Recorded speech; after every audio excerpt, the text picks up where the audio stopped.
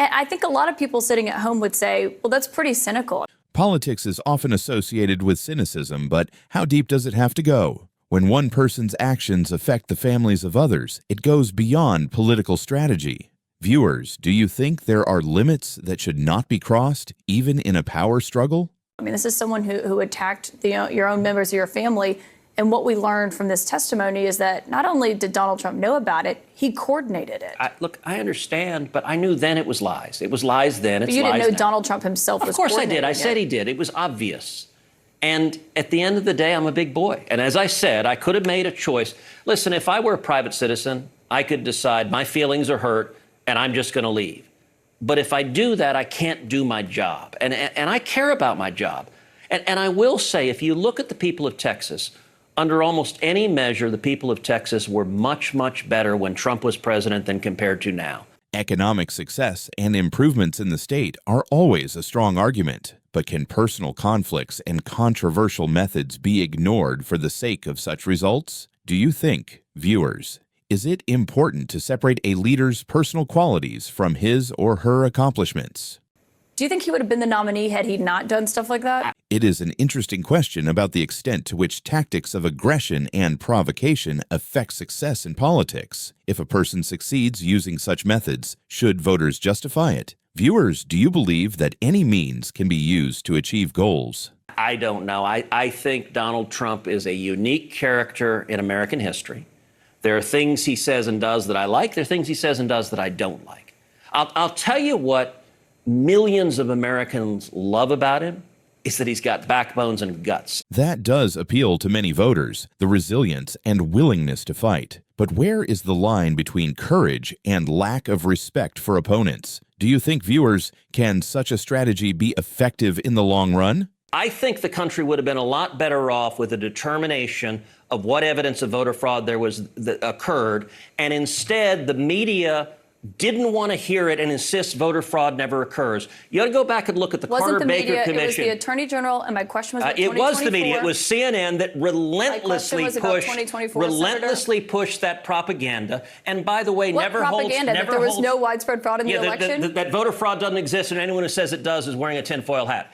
That is propaganda. And by the way, you never asked Hillary Clinton this. You never asked Stacey Abrams this. You never asked Al Gore this. With all due respect, and every Senator, one of them said the Republicans who won were illegitimate. I haven't had any of them on my show. We'll talk to them. But I don't remember there being a president who was refusing to turn over the transition of power and facilitate in it. And Trump didn't either. Joe Biden became president. My question was about 2024. You did not answer. Let me say a final point for you. You said they haven't come. Thank you very much, Senator Ted Cruz. My opponent, Colin Allred, hasn't either. He ought to come to your show. Do you feel vindicated when you have heard this testimony now? Well, listen, I think it was obvious it was a lie then, and it's obvious it was a lie now. Now, I don't know that anyone ever thought the National Enquirer was a reliable news source. I'm not sure aliens arrived yesterday. I'm not sure Elvis is living in Des Moines.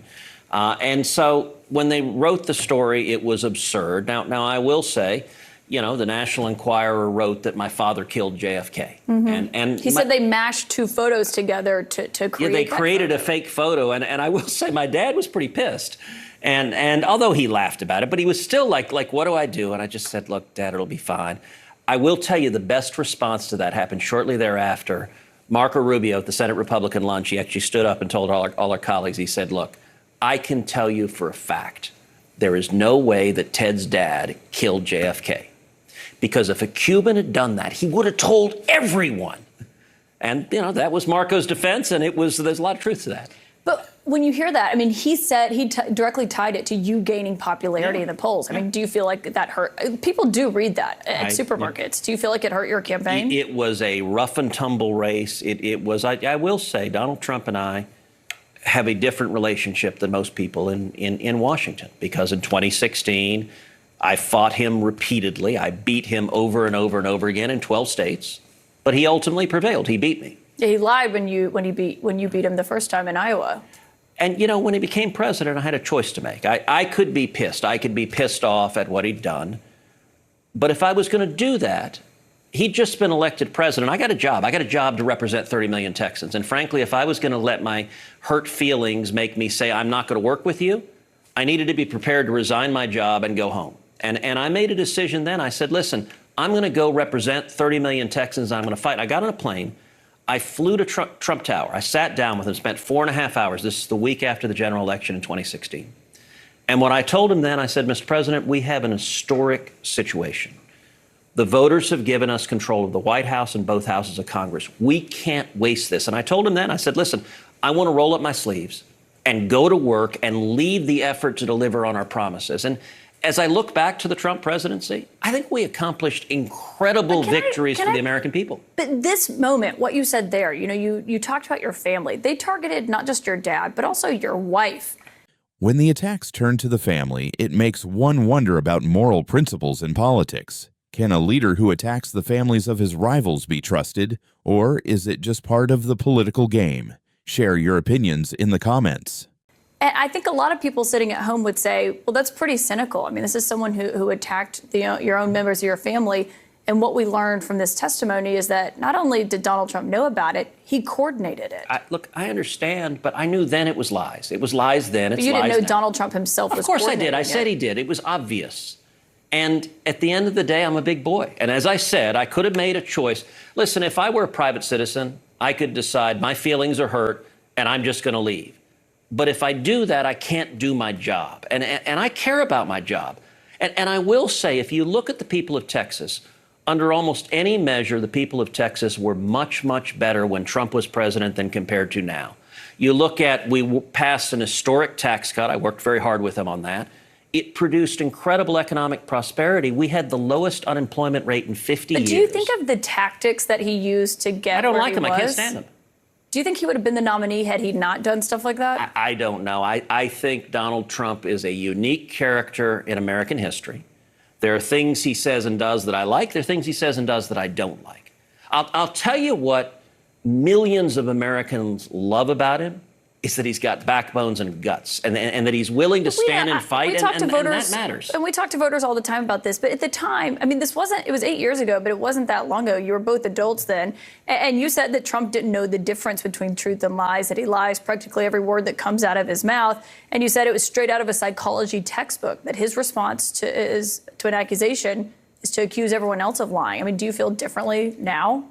Despite working together? He says all sorts of things I wish he didn't say. It's difficult to collaborate with someone whose statements are often controversial, but it emphasizes the importance of separating personal sympathies from professional responsibilities. Audience, do you think it is possible to work effectively with someone with whom you disagree? I value civility in politics. I think we should treat each other with respect, even if we disagree with each other. I can't control what other people say. I can't control what other Republicans say. I can't control what other Democrats say. I can say that the people of Texas were a lot better when the border was secure. And under Donald Trump, we had the most secure border, the lowest rate of illegal immigration in 45 years than they are right now with an invasion at our southern border. We talked about immigration last night. We had Senator James Lankford on the program. Obviously, he crafted the bill that Trump sank that would have helped with a lot of those problems, according to James Lankford. So it wouldn't. It was a terrible bill. Well, James Lankford disagreed. We talked about that criticism. Well, he's going to vote no on it tomorrow. On Nikki Haley and what you heard from her. Yeah, we talked about that. What you heard from her tonight saying that she will vote for Donald Trump.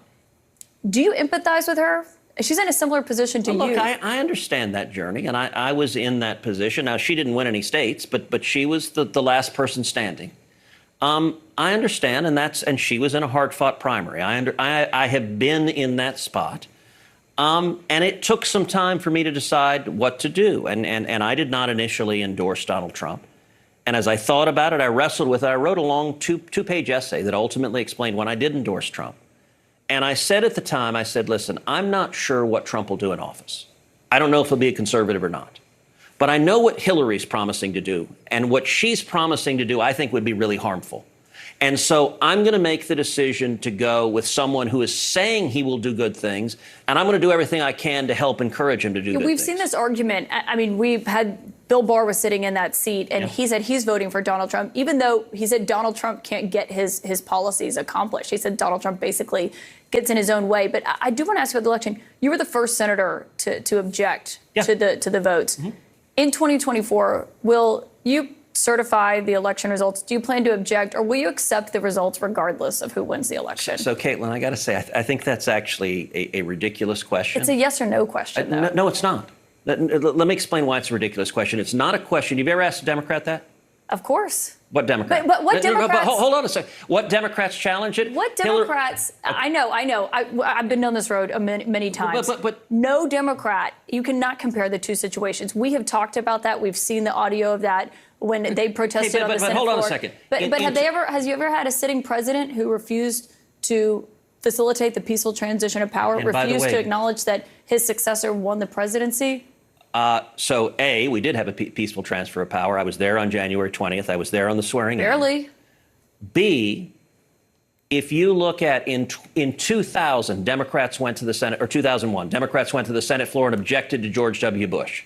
In 2004, they went and objected. And what did the president do? In 2016, Democrats went and objected to Donald Trump. And so... Look, and what happened in 2016? Because I remember a guy named Joe Biden was vice president, and he went to the Senate floor and certified the votes. So do you Am I wrong? So you're asking, will you promise no matter what to agree an election is illegitimate regardless of what happens? And that would be an absurd thing to claim. Like, we have an entire election law system that people challenge elections. Elections get overturned. Voter fraud gets proven. That happens all the time. And the media engages in this weird game post Donald Trump that you insist no voter fraud has ever existed. Why does every state have laws in place to challenge voter fraud if it occurs? The media Why do you have election challenges? This isn't a game. There was no widespread voter fraud. You only ask Republicans that. Because it was Republicans who tried to block the transition of power. You have to acknowledge that. So we've never seen it on a scale of what happened in 2020, and we've never seen the president refuse. He wouldn't even let Joe Biden get classified briefings at the beginning. I recall that. So my question for you again, free and fair election, will you accept the results regardless of who wins? Look, if the Democrats win, I will accept the result, but I'm not going to ignore fraud regardless. Acceptance of election results is the foundation of democracy, but the issue of fraud always remains controversial. What do you think, viewers, is the best way to approach the investigation of such cases in order to maintain confidence in the electoral system? In 2020? Of course there was fraud in 2020. No, there wasn't, and you still objected. You know for a fact there was zero voter fraud. Really? What's your basis for that? Show me your evidence. We've spoken with Governor Kemp. They did 3 hand recounts in the state of Georgia. The director of CISA said that it was the safest, most legitimate election. But you're saying zero voter fraud occurred. That's what you just said. Nothing that would have changed the outcome of that election. Okay, but that's a different statement. But no, it's not. Because if yes, it wouldn't have changed you said there was no voter fraud. There was no voter fraud that would have changed the outcome of the election. This is a key point in election disputes. Even if there were cases of fraud, did they change the overall result? Spectators, what is more important, absolute honesty or adherence to procedure, if the result is still fair? And you know that, Senator. So what I know is that what I stood on the Senate floor and objected, what I called for, I'll tell you, I wrestled with what to do in that circumstance. And the reason I wrestled with it is because I think there was significant voter fraud in 2020. And you wanted the 10-day commission, I know, but was there voter fraud that would have changed the outcome of the election? But do you know why I wanted a 10-day commission? Because I tried to look, I'm a Supreme Court litigator. I argue cases in front of the Supreme Court. I know. I tried to look through history and precedent, and the best precedent I could find was the election of 1876. 1876 was between Rutherford B. Hayes and Samuel Tilden. And what happened there were serious allegations of voter fraud, and Congress didn't throw its hands up and say, you know what? CNN demanded that I accept the results no matter what, so ignore the fraud. I got to go. But hold on. What did Congress do in 1876? What did Congress do in 1876? How did the president handle it? What did Congress do in 1876? Senator, I have to know. You can't answer yes or no to this question. I'm asking a question. What did Congress do in 1876? You can't answer yes or no to this question. And Republicans, can you answer my question? Why are you refusing to answer my question? I'm conducting the interview with all due respect, Senator. And let me ask you, it's Republicans have twisted themselves in knots. It's just a yes or no question. I'm not twisting myself. I'm answering your question. You just don't like my answer. And what's your answer? Is it yes or is it no? So in 1876, what Congress did is it appointed an election commission. It consisted of 15 people, 5 House members, 5 senators, 5 Supreme Court justices. The election commission was charged with studying the evidence and making a determination of what voter fraud occurred, and that determined the winner. And what I called for in 2020 was to do the same thing, appoint an election commission, and 11 senators joined me. Senator, with all due respect, after it had been thrown out of many courts, after the Attorney General Bill Barr, because there was no basis for those court cases. No, so that's actually Senator, not. With all due respect, you asked me a question. Do you want me to answer it? And you didn't answer the question. Yes, I did. Dozens of court cases were thrown out. Hold on a second. The Attorney General said there was no widespread fraud. You're not clearly answering the question. I want to thank you for that. I'm answering every question. I think the country would have been a lot better off with a determination of what evidence of voter fraud there was. Transparency in election matters is key to public confidence. But when some parties claim one thing and others deny any allegations, who should conduct an objective investigation? What do you think, viewers? Should new procedures be introduced for such situations? That occurred, and instead the media didn't want to hear it and insists voter fraud never occurs. You ought to go back and look at the Wasn't the Carter-Baker media, Commission. It was the Attorney General, and my question was about it was the 2024. media. It was CNN that relentlessly was about 2024, pushed that propaganda. And by the way, What never propaganda? holds. That there was no widespread fraud in the election? That voter fraud doesn't exist, and anyone who says it does is wearing a tinfoil hat. That is propaganda. And by the way, you never asked Hillary Clinton this. You never asked Stacey Abrams this. You never asked Al Gore this. With all due respect, and every Senator, one of them with all due said respect, the Senator, Republicans who won were illegitimate. I haven't had any of them on my show. We'll talk to them, but I don't remember there being a president who was refusing to turn over the transition of power and facilitated it. And Trump didn't either. Joe My Biden question was about became 2024. president. You did not answer it. Let me say a final Senator point Ted for you. Cruz, You we're said out of they time. haven't come. Thank you very much, My Senator opponent, Ted Colin Cruz. Allred, hasn't either. He ought to come to your show. Senator Ted Cruz, no answer to that question. Thank you very much. Political disagreements always arouse a lot of emotions. What do you think, viewers? What is more important in modern leadership, the personal qualities of a politician or his ability to achieve results? Write your opinion in the comments, and don't forget to put a like if you are in favor of justice and fairness.